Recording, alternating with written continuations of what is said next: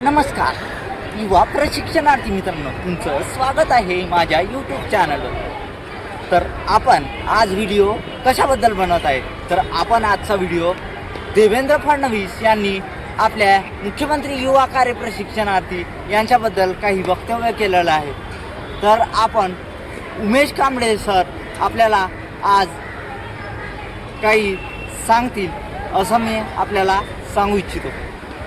जर तुम्हाला हा व्हिडिओ आवडत असेल तर तुम्ही लाईक करा आणि आपल्या मित्रांना, आपले युवा प्रशिक्षणार्थी मित्रांना तुम्ही हा व्हिडिओ शेअर करा। नमस्कार, मी उमेश कांबळे।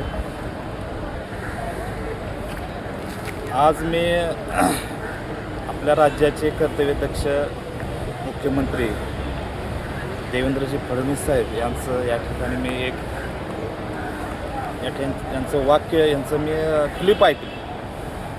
आज विधानमंडळामध्ये अर्थसंकल्पीय अधिवेशन चालू आहे। ह्या अर्थसंकल्पीय अधिवेशनामध्ये त्यांची मी क्लिप ऐकली की ते म्हणतायत की मी हे मुख्यमंत्री युवा कार्य प्रशिक्षण योजनेमार्फत 11 महिन्याचं प्रशिक्षण कालावधी मी पूर्ण केलेला आहे। शाळा सहाय्यक म्हणून मी लातूर या ठिकाणी साने गुरुजी प्राथमिक विद्यालयामध्ये 11 महिने मी प्रशिक्षण कार्यक्रम पूर्ण केला।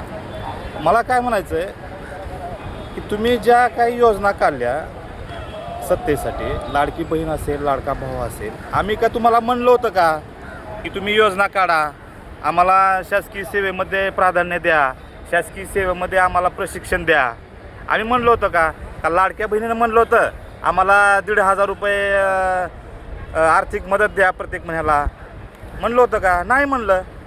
मग तुम्ही सत्तेसाठी, तुम्ही सत्तेच्या खुर्चीसाठी कुठल्याही योजना आणता, जनतेची दिशाभूल करता, युवकांची पिळवणूक करता आणि त्यांचं मतदान घेऊन तुम्ही आज सत्तेवर येता।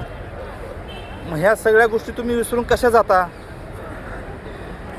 फडणवीस साहेब, ह्या आपण जी काही क्लिप तुम्ही विधानमंडळामध्ये बोललात ही अशोभनीय आहे। मला सांगा, आज राज्यामध्ये मुख्यमंत्री युवा कार्य प्रशिक्षण योजनेमार्फत जवळजवळ 1,40,000 प्रशिक्षणार्थ्यांनी 11 महिन्याचा कार्यकाल या ठिकाणी पूर्ण केला आहे। मला सांगा, प्रत्येक क्षेत्रामध्ये आरोग्य खाते असेल, शिक्षण खाते असेल, नंतर पोलीस डिपार्टमेंट असेल, प्रत्येक शासकीय आस्थापनेमध्ये प्रत्येक मुख्यमंत्री युवा कार्य प्रशिक्षणार्थ्यांनी आपला मोलाचा वाटा या ठिकाणी निर्माण केलेला आहे। त्यांनी त्यांचं कार्य पार पाडलेलं आहे। मग मला काय म्हणायचं, या प्रशिक्षणार्थ्यांवरती अन्याय करू नका। त्यांना कुठेतरी त्यांच्या जीवन जगण्यासाठी त्यांना तुम्ही रोजगार द्या, त्यांच्याविषयी सहानुभूती दाखवा। मला सांगा, ह्या ज्या प्रशिक्षणार्थ्यांनी हे शासनाला कुठे ना कुठे ह्यांचा थोडा हातभार लागला आहे का नाही सांगा मला। मला काय म्हणायचं आहे, तुम्ही थोडा या प्रशिक्षणार्थ्याबद्दल सहानुभूतीपूर्वक विचार करा आणि या प्रशिक्षणार्थ्यांना भविष्यात यांचा कुठेतरी त्यांना आहे त्या आस्थापनेमध्ये त्यांना कायमस्वरूपी रोजगार द्या, त्यांच्या मानधनात वाढ करा। मला असं वाटतं की ही सगळी मुलं गरिबांची आहेत, शेतकऱ्यांची मुलं आहेत। हे आज मला सांगा, महाराष्ट्रामध्ये जवळजवळ 19 आंदोलनं पार पडली। या 19 आंदोलनामार्फत जर शासन कुठली दखल घेत नसेल तर मला सांगा, या महाराष्ट्रामध्ये राहून काय उपयोग आहे सांगा? थोडा तरी आमच्याविषयी तुम्ही सहानुभूती दाखवा, आमच्याविषयी प्रेम दाखवा। आमचं कुठेतरी शासन दरबारी काम केलेलं या देशाला कुठेतरी आमच्या ह्या प्रशिक्षणार्थ्यांचा कुठेतरी हातभार लागू द्या, आमच्या हाताला काम द्या। या प्रशिक्षणार्थ्यांचा एक आशीर्वाद तुम्ही घ्यावा असं मला वाटतंय। आणि भविष्यात तुम्ही विधानमंडळामध्ये जे काही तुम्ही क्लिप तुम्ही मांडलात, ज्या काही तुम्ही गोष्टी बोललात, हे मला वाटतंय राज्याच्या कर्तव्यदक्ष मुख्यमंत्र्याला बोलणं हे शोभणारं वक्तव्य नाही। म्हणून तुम्ही या गोष्टीचा सांगोपांग विचार करावा आणि या युवा कार्य प्रशिक्षणार्थ्यांना न्याय मिळवून द्यावा अशी मला